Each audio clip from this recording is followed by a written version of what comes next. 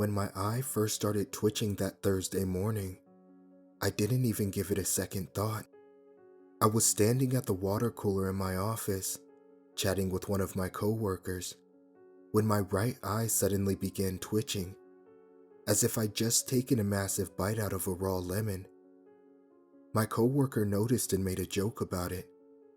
I laughed and noted that it was a bit weird, before completely forgetting about it. The twitching came back off and on for a few days after that. I barely even noticed it though. I just figured it was some sort of allergic reaction and went on with my life. It was the next Friday before my eye began itching. It began gradually.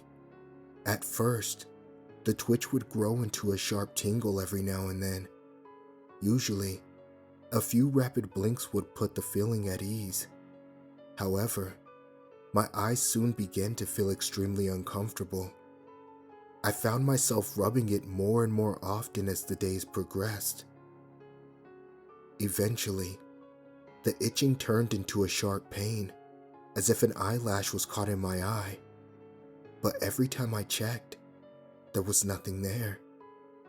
The pain came more and more frequently until I was sure I couldn't just sit it out and hope it would get better on its own anymore. When I got home from work that Monday, I called my doctor. He told me that I was just experiencing an allergic reaction and told me that the best way to ease the pain was to press a warm washcloth or compress over my eye as often as I could. If it didn't get better in a week, he would set up an appointment with me. That appointment never came. Over that week, the pain increased more. On Tuesday, it developed to a point where if I blinked or closed my eye, I would feel the eyelash sensation. I found myself holding my eyes open as if I were in a perpetual staring contest with myself. I could barely sleep with the stabbing pain in my eye. On Wednesday, my eye hurt more than ever. I rushed to a mirror, where I noticed that my diseased eye was almost twice the size of my healthy eye. It was swollen. As the day went on, I continued doing the warm compress, even at work, but they didn't do much to stop the pain. Around lunchtime, I developed a severe stomach ache and had to leave for the rest of the day. These sorts of stomach aches are common for me, so I didn't even bother to call my doctor. Just took some meds I had in my drawer and rested for a while. As I laid in my bed, I thought about my eye. What happened to it? Everything had been just fine until it started twitching. I wondered if the doctor was telling the truth about it being an allergic reaction. Maybe I had pink eye, or was this just the result of a lack of sleep? I had no idea. Even though my doctor hadn't told me, I started taking eye drops. They didn't do much, but at least I felt better knowing that I was doing something. On Thursday, my stomach was feeling worse, and the pain in my eye was at an all-time high, so I called in sick for work. I kept doing the warm compresses, but at this point, they weren't helping at all. I had absolutely no idea what to do about my condition. All I could really do was lay on the couch and watch Netflix, hoping that everything would pan out in the end. As the day went on, I kept feeling worse and worse. I was sure I was developing a fever, and the eyelash feeling came even when my eyes were wide open. I heavily considered going to the hospital, but decided against it. That night, I could barely sleep. I took a few sleeping pills I had, but even those had a hard time knocking me out. My body fought the urge to slumber, as the pain in my eye would increase drastically when it was closed. Eventually, I fell into a restless sleep. I must have woken up at least 3 times before midnight. At around 1 in the morning, I woke up for a final time in agonizing pain. My eye truly felt like It would burst out of my skull at any second. I cried out and fumbled with my sweat-soaked sheets. I managed to work them off my body, then crawled out of bed. Breathing heavily, I made my way to the bathroom. I stumbled in and looked at myself in the mirror. I looked really bad. My face was a shade of red it had never attained before, and I was covered in sweat. The worst part, however, was my right eye. It was bloodshot and extremely swollen. My vision out of that eye was so blurry that I couldn't make out anything if I closed my healthy eye. The most terrifying sight was my veins. They were visible, popping out of the sides of my eyes. They looked like they would break out of the skin. The pain was so bad that I decided it was time to call an ambulance. I raced out of the bathroom and searched desperately for my phone. I turned my room upside down. I yanked the sheets off of my bed and pulled everything out of my drawers. Eventually, I found it on the floor. I grabbed it and pressed on the button. Nothing happened. I pressed the button for 5 seconds. I was greeted with the sickening low battery screen. I dropped my useless phone on the floor and ran back to the bathroom. I had to figure out a way to deal with this myself. At first, I tried dampening a washcloth and pressing that on my eye, but that slowly made it hurt more now. The pain was more than anything I'd ever felt before. Then, the scratching began. It felt as if something was scraping over my eye with a pencil. I cried out in pain. I would rather have had my eye scooped out with a spoon than have experienced that. The skin around my eye continued to swell rapidly until I couldn't see out of it at all. I started feeling extremely nauseous and bent over the sink. I started running cold water and splashing it onto my face.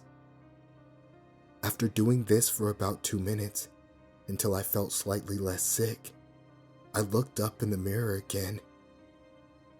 To my horror, there was blood seeping from the edges of my eyes and behind my eyelid. In a state of shock, I collapsed onto my tile floor.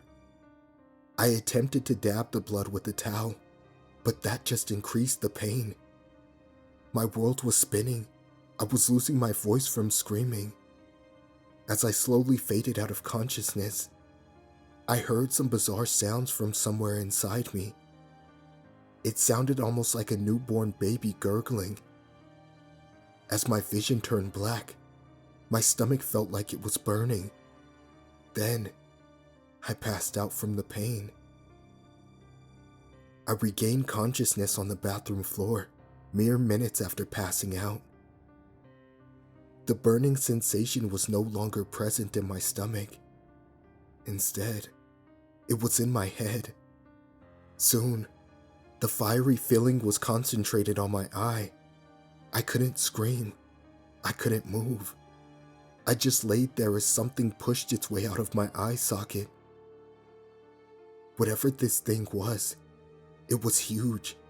It was stretching my skin wide open just to push its way out.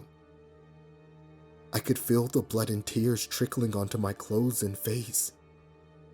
I couldn't see anything out of my left eye, as it was covered in blood. After an agonizing amount of time, whatever was pushing its way out of my eye had made it. The burning was gone, and the pain subsided to a more tolerable level. I managed to open my good eye with enough time to catch a glimpse of the thing. It was long, black and spindly. It was rounding the corner around my door as I saw it, but I noticed it had at least 6 legs. From what I saw, it was close to the size of my arm, at least, and was crawling away like an insect. I remember my stomach contracting with disgust at the thought of that creature living in my eye. That was the last thing I remembered before passing out for good. I woke up several hours later on my bathroom floor. My eye, surprisingly, felt a lot better. It wasn't back to normal. I don't think it ever will be, but at least I could somewhat see out of it.